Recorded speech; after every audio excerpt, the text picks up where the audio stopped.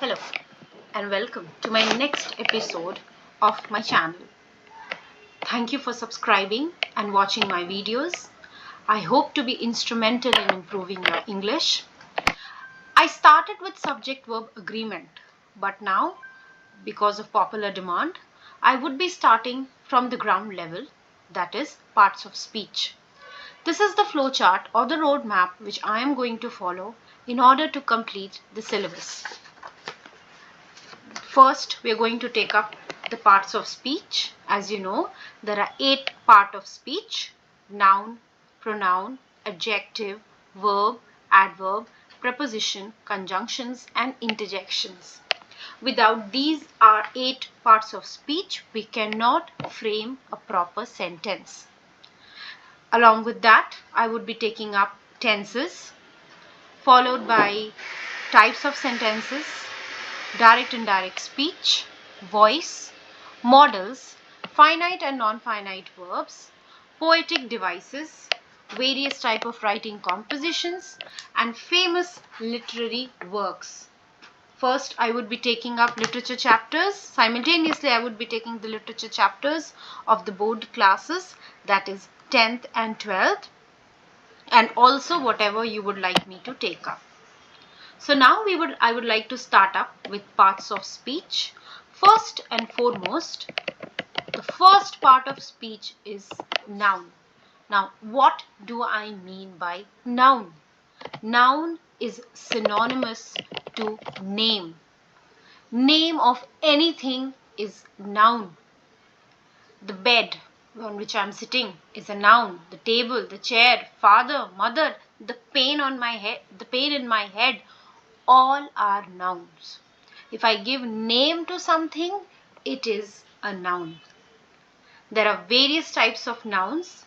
The first type of noun is the proper noun.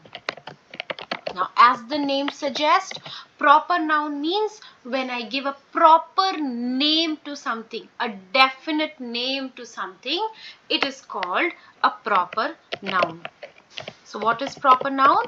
Proper noun is a definite name to something. Now, suppose I ask a student, could you please bring my bottle? Now, bottle is a very vague word. Now, when he enters the room, he'll be confused which bottle to bring. But if I say, could you bring my Milton bottle lying on the table? Now, he will not have any doubt at all, because here I used a proper name, that was Milton. So what are proper names? Example, names of human beings, animals, place, etc. So when I give a proper name to something, it is known as proper noun. Let's differentiate. There is a boy sitting in the park. Now when I go to the park, I won't be sure which boy is the speaker talking about. Okay, there is a boy sitting in the park, but there might be other boys also sitting in the park. I might get confused. But if I say Ram is sitting in the park, I know definitely there is a boy in the park whose name is Ram. So what is proper noun? When I give a proper name to something, a fixed name to something. Now there are some rules regarding proper noun. I cannot write an article before a proper noun. For example, I cannot say the Ram. I cannot say the India. I cannot add articles before proper noun. But again, there is an exception. You must have heard the United States of America, the Himalayas. Then why have I added the in front of these? When I have to show that something is huge, something is great, something is a legend, the Amitabh Bachchan, the Rajnikant. So when I have to show that something is great, I can add the. Otherwise, we cannot add an article before a proper noun. So what do you mean by proper noun? When I give a definite name to a person, animal, thing, it is known as a proper noun. Okay. Second is common noun. If proper noun is a definite name, common noun is a general name. For example, bottle. So, for example, park. For example, girl. General. Many people can be called as girl. Many places can be called as park. But if I write it like this, Milton bottle or Eden garden or Smita, they become proper nouns. So bottle, park, girl are common noun. Milton bottle, Eden garden, Smita are proper noun because they are the definite names of particular people. Now when I am taking up proper noun and common noun, I would also like to tell you about possessives. I've often seen people making mistake in possessives. What do you mean by possessives? Possessives means something which show belongingness. Okay, and how do we show belongingness? With the help of apostrophe.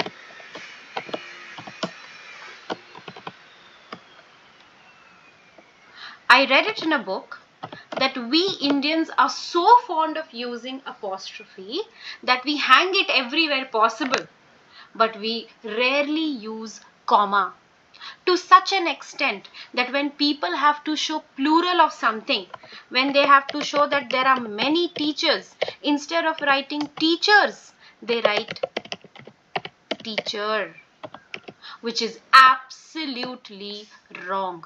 This is wrong. Absolutely wrong if I have to show many teachers.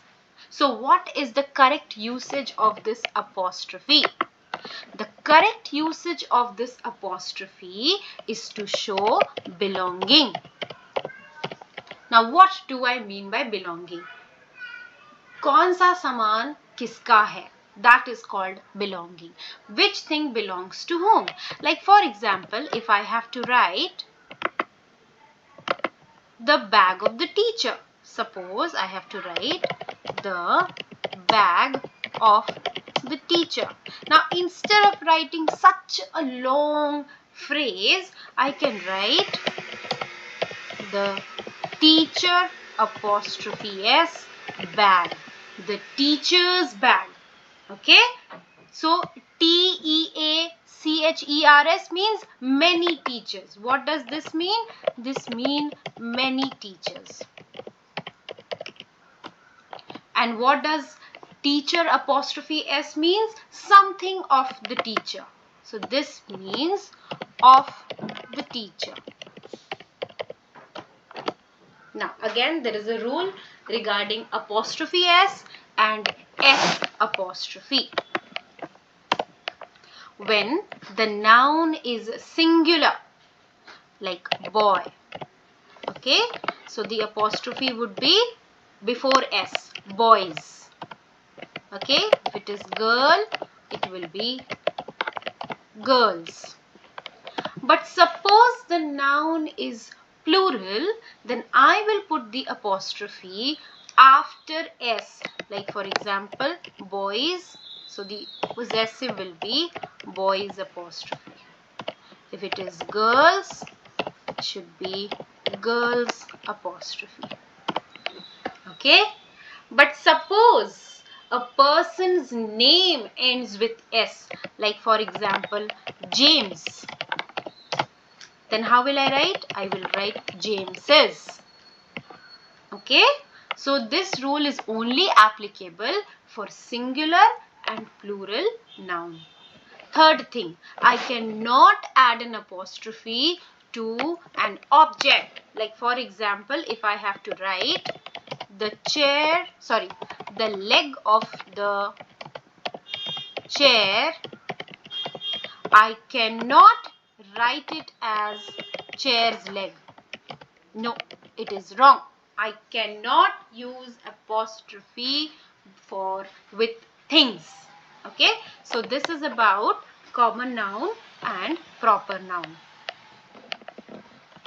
Now, again, we'll take up a little D-root and I'll also tell you how to change singular into plural, okay, for common nouns. Because we're dealing with common nouns, it's a subheading under common nouns. How to change singular into plural.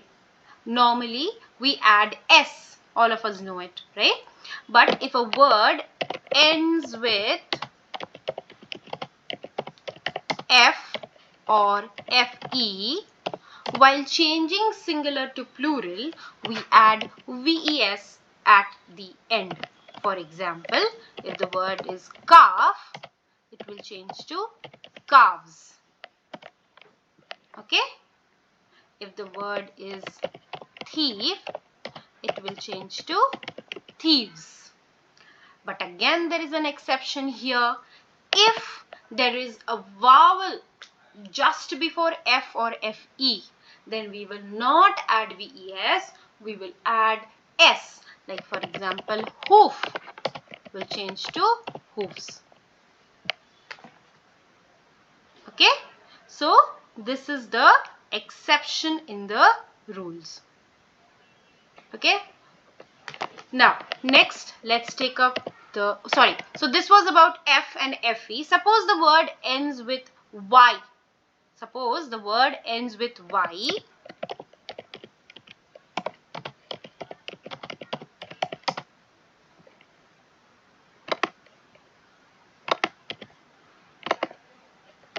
When I am changing singular into plural, I will have to add IES. Like for example, army will change to armies.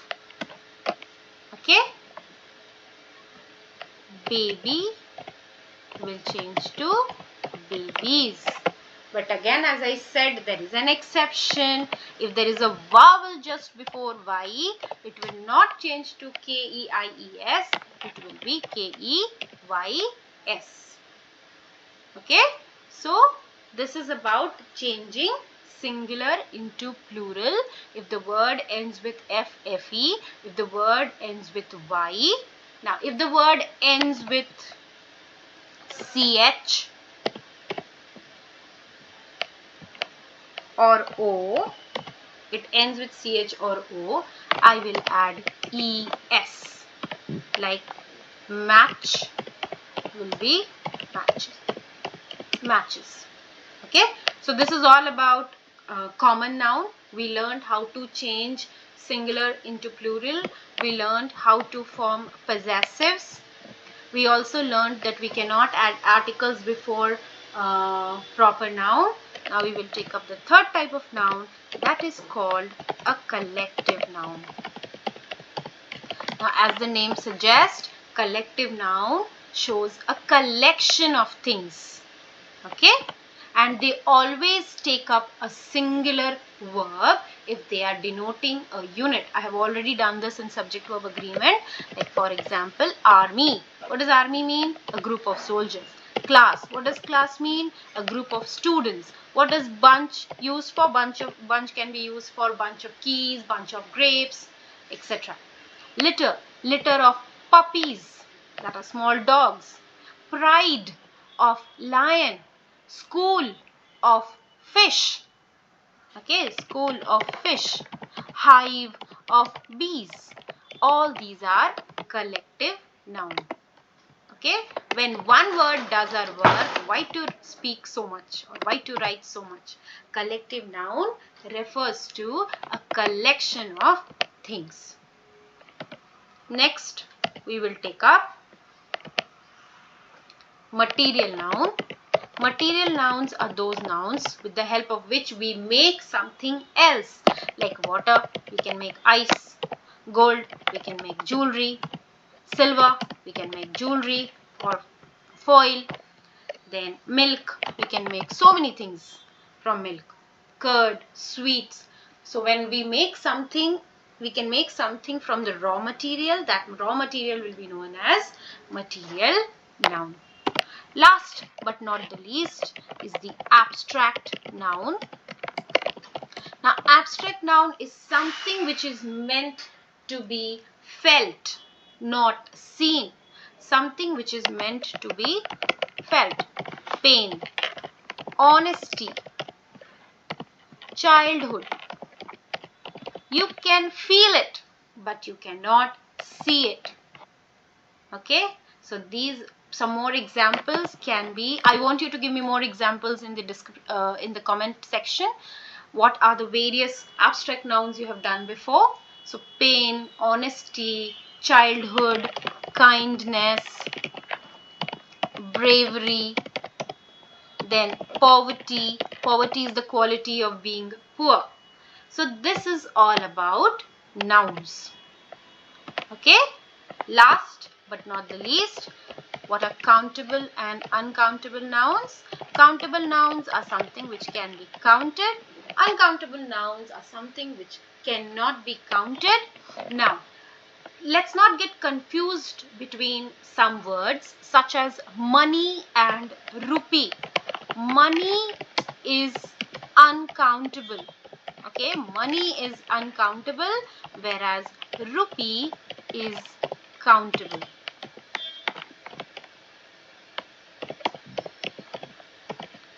Food is uncountable, whereas meals countable. Now, why did I say this? Because there are particular words, particular determiners, what are determiners? Words which tell us about a quantity of something, like much, more, many. They are known as determiners. So why did I take up this topic? Because now you should know with which particular words you can use much, many, more, or with which word you can use few, little, etc. So words like many can be used with only countable nouns. Words with like much can be used only with uncountable nouns. Like for example, I cannot say I have many food. Wrong. I have much food. I cannot say I have many money. I have much money. I cannot say I have many time. I have much time. So many is used only with countable. Much is used only with uncountable. Then like words like some, they can be used with both. Some time, some money.